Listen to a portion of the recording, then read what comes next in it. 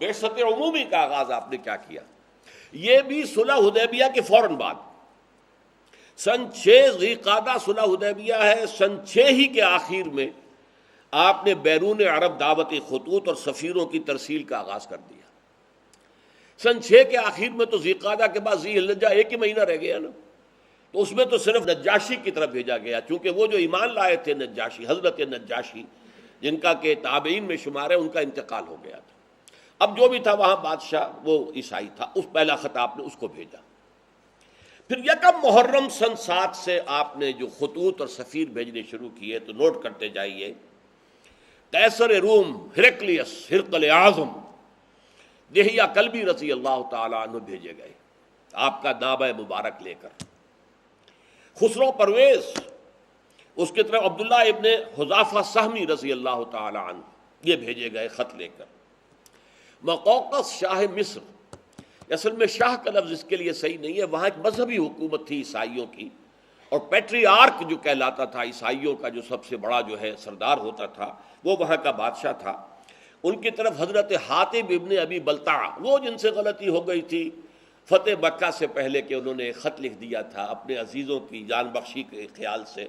اور وہ مکے والوں کو اطلاع دے دی تھی، حضور نے خفیہ رکھا ہوا تھا اپنے مکے کی طرف جانے کو، لیکن انہوں نے اطلاع دے دی تھی وہ، لیکن ان کے بارے میں آپ کو معلوم ہے حضور نے فرما دیا تھا کہ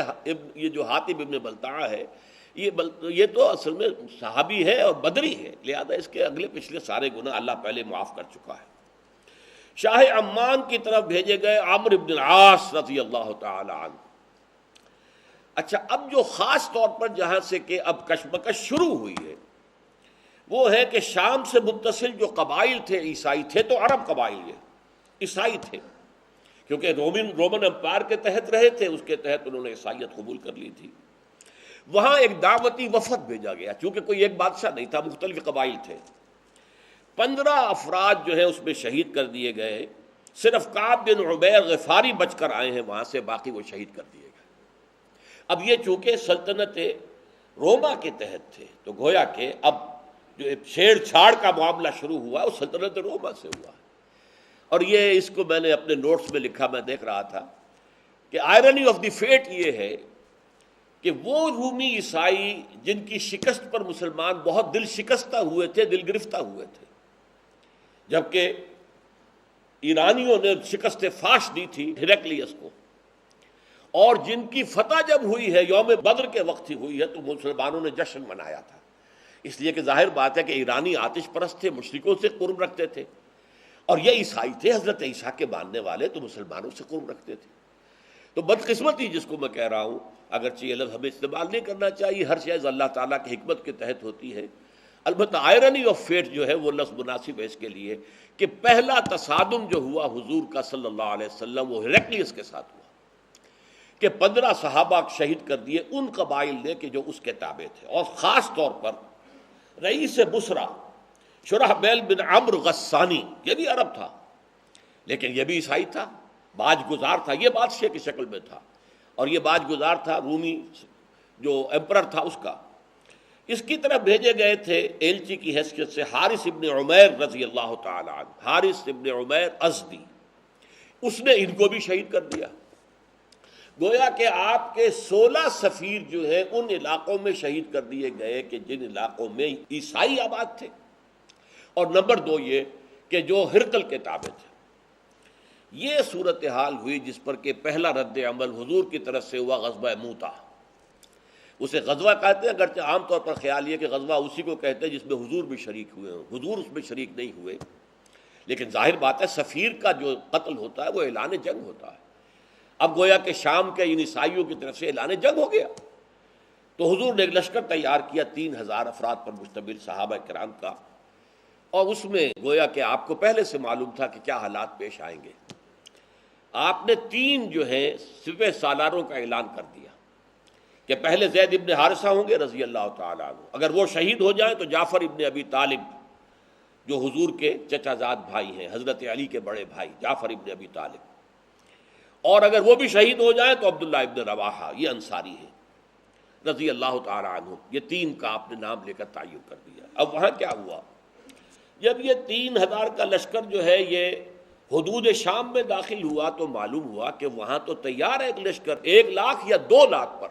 زیادہ روایات 2,00,000 کی، مقابلے کے لیے تیار ہے۔ اب انہوں نے مشورہ کیا کہ یہ ہم 3,000 ہیں، وہ 2,00,000 ہیں، فرض کیجیے 1,00,000 بھی ہوں تو کہاں 3,000 کہاں 1,00,000، کہاں 3,000 کہاں 2,00,000۔ لیکن سب لوگوں کا کہنا یہ تھا، حضرت زید بن حارثہ نے جب مشاورت منعقد کی کہ ہمیں تو شہادت چاہیے، ہمیں فتح شکست سے کوئی غرض ہی نہیں، فیصلہ وہ مقابلہ کریں گے۔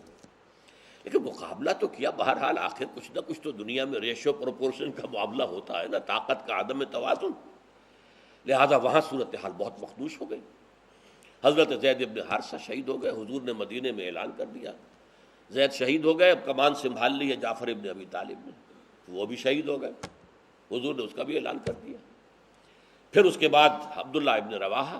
وہ بھی شہید ہو گئے، جن 3 کا نام حضور نے لیا تھا تینوں شہید ہو گئے۔ اب حضرت خالد ابن ولید نے، یہ میں کہنا بھول گیا کہ صلح حدیبیہ کے بعد جو اندرون ملک عرب حضور کی دعوتی سرگرمیاں ایک دم تیز ہو گئی تھی، اس کا نتیجہ یہ تھا کہ خالد ابن ولید جو غزوہ احد میں عارضی شکست کے ذمہ دار تھے، اور عامر ابن العاص جو سفیر بن کر گئے تھے قریش کے اور گئے تھے نجاشی کے پاس کہ ہمارے بگوڑے یہ آ گئے ہیں مسلمان یہاں پر، یہ ہمارے غلام ہیں، انہیں واپس کرو، یہ دونوں ایمان لے آئے اسی دوران میں، فتح مکہ سے پہلے۔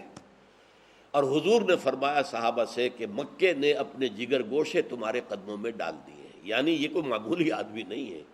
خالد ابن ولید کوئی معمولی انسان نہیں ہے، عمرو ابن العاص کوئی معمولی آدمی نہیں ہے، مکے نے اپنے جگر گوشے جو ہے وہ تمہارے قدموں میں ڈال دیے۔ تو حضرت خالد ابن ولید رضی اللہ تعالی عنہ اب میدان میں آئے، انہوں نے خود کمان سنبھالی اور بڑی حکمت عملی سے لشکر کو بچا کر نکال کر لے آئے۔ اس میں صرف یہ ہے کہ 12 مسلمان شہید ہوئے، باقی لشکر بچ کر نکل آیا، یہ بہت بڑی کامیابی تھی۔ لیکن جب یہ لشکر واپس مدینے پہنچا، مدینے والوں نے مٹی پھینکنی شروع کر دی، بھگوڑے ہیں، یہ میدان سے بھاگ کر آئے ہیں۔ حضور نے فرمایا نہیں، یہ بھگوڑے نہیں ہیں، یہ تو آئے ہیں الی فئۃ، یہ اپنی بڑی جماعت کے پاس آئے ہیں تاکہ یہاں سے مزید کمک لے کر پھر جائیں۔ تو اس حوالے سے حضور نے فرمایا کہ نہیں، کو بھگوڑے مت کہو۔ تو یہ غزوہ مؤتہ ہوا، اگرچہ جرم کی سزا تو نہیں دی جا سکی، لیکن یہ بات کہ محمد رسول اللہ کے آدمی 3,000 ہو کر وہ 2,00,000 کے لشکر سے ٹکرا گئے، اس نے ایک بہت رعب قائم کر دیا پورے علاقے پر، ہلا دیا اس پورے علاقے کو کہ یہ طاقت کیسی ہے ان کے اندر۔ منحصر مرنے پہ ہو جس کی امید، نا امیدی ان کی دیکھا چاہیے، جس کی امید مرنے سے منسلک ہو جائے، مرنا سب سے بڑی کامیابی ہے، شہادت فی سبیل اللہ، تو اس کو کسی شے کا خوف ہوگا؟ سب سے بڑا خوف تو اسی کا ہوتا ہے، جان نہ چلی جائے، اور جو جان دینے ہی کو سب سے بڑی کامیابی سمجھے، منحصر مرنے پہ ہو جس کی امید نا امیدی اس کی دیکھا چاہیے۔ تو گویا کہ ایک بہت بڑا جو ہے زبردست رعب پڑ گیا، اور جس کے نتیجے میں سلطنت روما کی جو ہے جڑیں ہل گئی۔ اس کے بعد پھر ہرقل نے تیاری کی زور شور کے ساتھ، تو نپ دی ایول ان دی بڈ، یوں سمجھیے کہ اب یہ جو ہے ابھرتی ہوئی قوت جو آ رہی ہے جزیرہ نما عرب سے، اس کو ختم کرنے کے لیے اس نے اتنا بڑا لشکر تیار کیا کہ مدینے میں مسلسل حالت خوف طاری رہتی، ذرا سا پتہ کھڑکتا تھا، آ گئے رومی، آ گئے رومی، آ گئے رومی، آ گئے۔ رومیوں کے آنے کی یہ خوف جو ہے مسلمانوں پر وہاں تھا، مشرکین بھی تھے وہاں، وہ منافقین بھی موجود تھے۔ لیکن بہرحال نبی اکرم صلی اللہ علیہ وسلم نے 30,000 کا لشکر تیار کیا، آپ تبوک تک پہنچے، اور تبوک سرحد شام کے اوپر 30,000 کا لشکر لے کر 30 دن تو لگے ہیں آپ کو جانے اور آنے میں، 15 دن، 20 دن آپ نے وہاں قیام کیا۔ ہرقل میدان میں نہیں آیا، اپنی فوج لے کر پیچھے ہٹ گیا۔ اس کی وجہ کیا ہے؟ ہرقل پہچان چکا تھا جب آپ کا خط گیا تھا، دعوتی خط حضرت دہیہ کلبی رضی اللہ تعالیٰ عنہ لے کر گئے تھے، اس نے خط پڑھتے ہی پہچان لیا، وہ عالم تھا، عیسائی عالم، کہ یہ وہی ہے کہ جن کی نوید جو ہے وہ تورات اور انجیل میں تھی۔ وہ چاہتا تھا ایمان لے آئے، اور اس کا تفصیلی واقعہ آپ سیرت کی کتابوں میں پڑھیے کہ اس نے پوچھا کوئی عرب یہاں آیا ہوا ہے؟ معلوم ہوا کہ ہاں، ایک عرب قافلہ جو ہے کاروان تجارتی آیا ہوا، ابو سفیان کی سرکردگی، اس کو بلایا، ان سے مکالمہ کیا، اور مکالمہ کر کے ایسی باتیں نکلوائیں اگلوائیں ابو سفیان سے، اس وقت تک وہ مشرک تھا، کہ جس سے سب لوگوں کو معلوم ہو گیا کہ یہ واقعی اللہ کے رسول ہے، اور یہ تو ہرقل جو ہے یہ تو مسلمان ہونے پر گویا کہ آمادہ ہے. اس پر ایک بڑا جوش و خروش پیدا ہوا درباریوں میں، سپہ سالاروں میں، ان کا غصہ، ان کے نتنے پھول گئے. تو ہرقل ڈر گیا. وہ چاہتا تھا جیسے 350 سال قبل قسطنطین اعظم جو تھا، ایمپرر کانسٹنٹائن، اس نے عیسائیت اختیار کی تھی اور پوری رومن امپائر عیسائی ہو گئی تھی.